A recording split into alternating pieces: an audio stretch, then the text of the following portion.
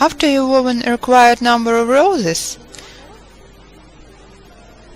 my bouquets consist of 5 roses each. I just arrange them differently in different compositions. So then you start weaving leaves. I'd like to show you 2 different varieties. The first one is made of straw. I found this variety of leaves at the website by Larissa Gurji. They are quite popular. You take 2 thin tubes at first.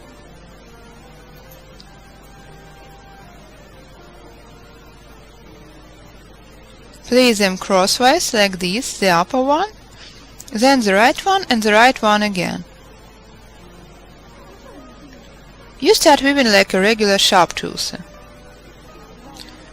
Now when 2 tubes have been interwoven, take the third one. It's easier to weave with flattened tubes from the very beginning.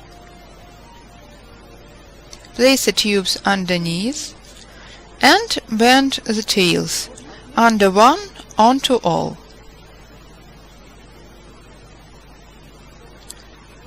Behind the first one, in front of the rest of the tubes. It was the second step of leaf weaving, sorry. Now the third step, place a tube behind all the tubes but the extreme one. And again behind the first one, in front of the rest. Behind the first one, in front of the rest. And the last tube. There are 5 tubes involved in my work. I went across the first 2 tubes and then added 3 tubes more. Again, behind all the tubes but extreme ones. And lead behind these extreme tubes. After which I repeat similar movements. Behind the first one, in front of the rest from one side, behind the first one, in front of the rest from the other side. Lace is finished here. Behind first, in front of the rest, behind the first, in front of the rest. And continue this way until the tubes are over. In my case, because my tubes are short, if yours are longer, you may determine a definite size of leaves and weave them as long as required. After which you just tie and cut the excessive tails. Behind the first tube, in front of the rest. Behind the first, in front of the rest. This variety of weaving is well known among straw weavers. I've got a leaf like this. I tie it with a piece of thread. I've got this type of leaves in these 2 compositions. Here they are made of paper, while in the right composition they are made of bulrush leaves, split into narrow stripes. The secret is you have to paint the leaves right away, because a bulrush leaf twists into a tube and gets dry very fast. That's why I brought the leaves home, watered them. After a while I took them out of water, split into stripes, woven the article and painted them right away. Otherwise bulrush gets twisted right away and you cannot weave with it. Natural materials are characterized with certain peculiarities, so we've learned weaving flowers and leaves like this. However, I felt like making more open work leaves. So let me show you this variety of leaves. In order to get thin lace like this, I use the same thin white paper. The stripes are 4 centimeters, about 1.5 inch wide and 30 centimeters, 12 inches long. And a very thin knitting needle. I measured it about 1.8 millimeters, about 5 points. You see, the tubes get very thin, they are very similar to straw. Such thin tubes are very good for making laced leaves like these. How do we do? Take the first tube, bend it into halves, flatten it into a ribbon right away. It's easier to weave with flat tubes.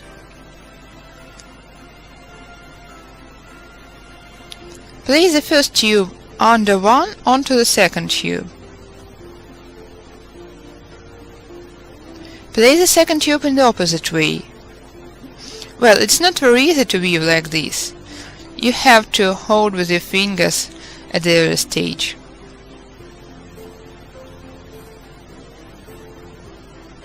Flatten the tube again.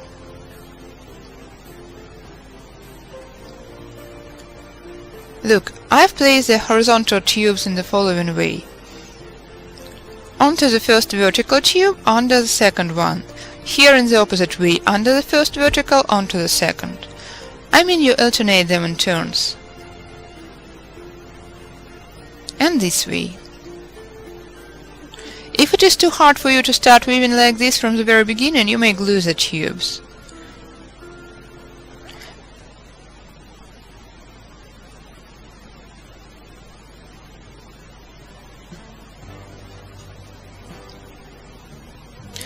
You see, I take the left part of the tube, mark about half a centimeter, 1 centimeter, about 1/5, 1/3 of an inch, and place it onto the first following tube, under the second, onto the third one.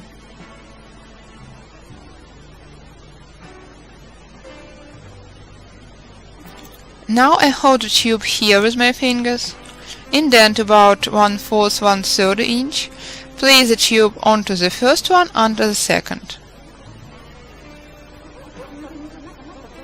I shape the leaves the way I like, such gaps are quite enough for me. And the third tube. Hold it and place onto the tube.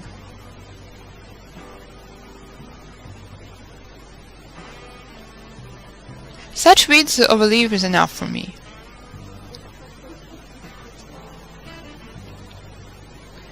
Look, here I've used 5 tubes,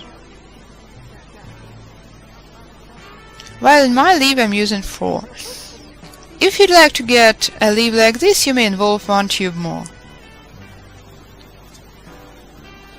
Well, let the leaves be different, so let's leave it the way it is.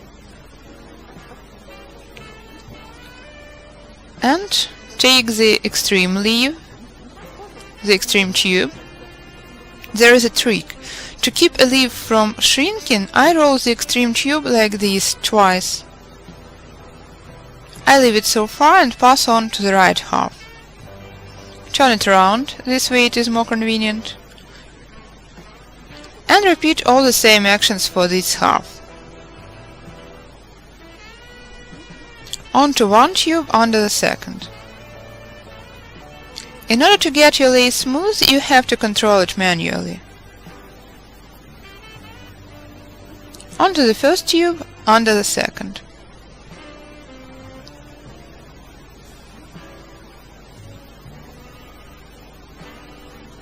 Again, onto one tube, under the second. Now, in order to fix the corner, I wrap it with an extreme tube twice. That's all. Now let's fix the leaf with these tubes a bit.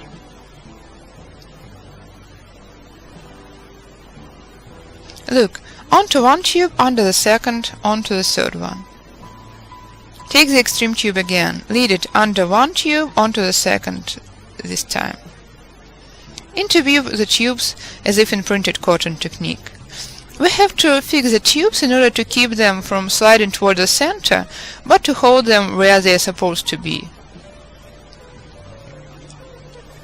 And all the same actions from the other side. Fix the corner, under one tube, onto the second, under the last one. Take the last one. Onto one, under the second. Your task is to lead all the tubes toward the center. That's all. Now I can pull the tubes and smoothen the lace if the corner is not perfect.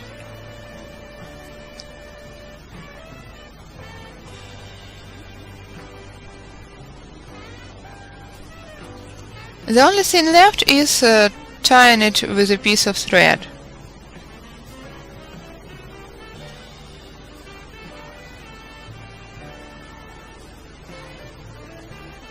As a result, I've got such a laced leaf.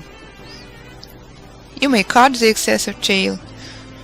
I'm going to fix them tight afterwards anyway, so I don't bother myself fixing them too tight for now. This sleeve consists of 4 tubes attached to the central one bent into halves.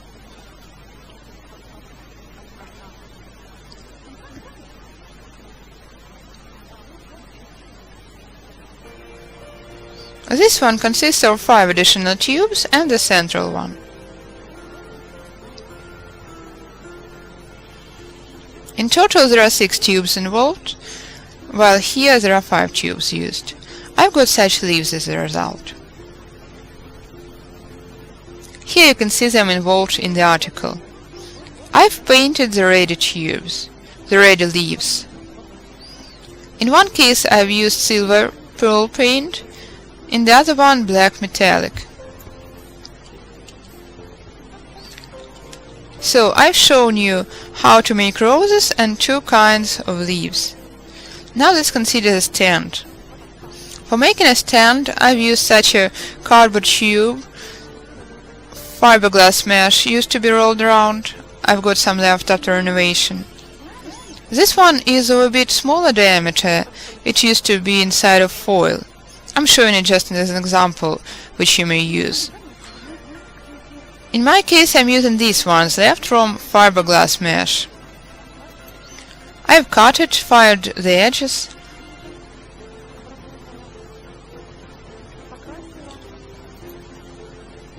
and painted it with black metallic. I decided that since the flowers are woven, as well as the leaves, the stand doesn't have to be woven, otherwise it would be too much weaving. So I woven a regular round bottom with 8 tubes to put a stand on. There is no need to bother yourself with the pattern, because it will be hidden under a stand anyway. So you may just weave using any technique you like. So I have woven 8 rows, and the last row in the technique of a 3-tube row. I've attached one more tube and woven a row with 3 tubes. I'm painting the leaves bronze, such brownish tint.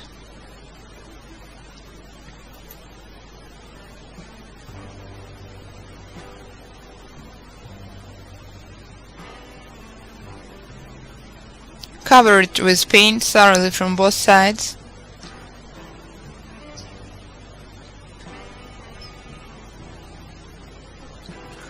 And leave them. These leaves have been woven the way I've shown you. As for these ones, I've used advertising sheets for weaving them. We've got quite a lot of teachers, so many bouquets are required. This gives me an opportunity to experiment with different kinds of leaves and different kinds of paper. You may try making leaves more natural-like, or vice versa, somewhat abstract-looking, like my black and white bouquets, for example. This is the way the leaves look when finished. Let me tell you a few words about the way I form the compositions. For this bouquet I've gathered 5 flowers, tied them with a piece of thread, attached the leaves to them, and glued the whole composition to the stand. For this bouquet I have acted a bit differently. I've just taken a tube and tied each flower to it like this. Take the next one, this one for example. These flowers are experimental. Afterwards I realized that the tails have to be longer, because it is easier to fix them to the tube in this case.